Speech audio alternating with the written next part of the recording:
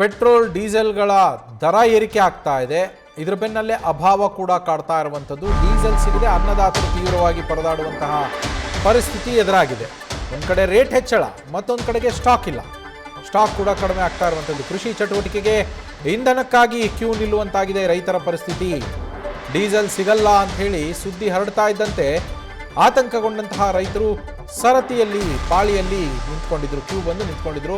Bunk ಮಾಲೀಕರು ಕಡೆಗೆ ಪೊಲೀಸರಿಗೆ ಮಾಹಿತಿಯನ್ನ ಕೊಟ್ಟು ಪೊಲೀಸರು ಬಂದ ಮೇಲೆ ಅವರ ರಕ್ಷಣೆಯಲ್ಲಿ ರೈತರಿಗೆ ಡೀಸೆಲ್ ಅನ್ನ ವಿತರಣೆ ಮಾಡಲಾಗಿದೆ. ಈ ಘಟನೆ ನಡೆದಿರುವಂಥದ್ದು ವಿಜಯನಗರ ಜಿಲ್ಲೆ ಹಡಗಲಿ ಪಟ್ಟಣದಲ್ಲಿ ಇಂಡಿಯನ್ ಆಯಿಲ್ ಪೆಟ್ರೋಲ್ ಬಂಕ್ನಲ್ಲಿ ಈ ಘಟನೆ ನಡೆದಿದೆ.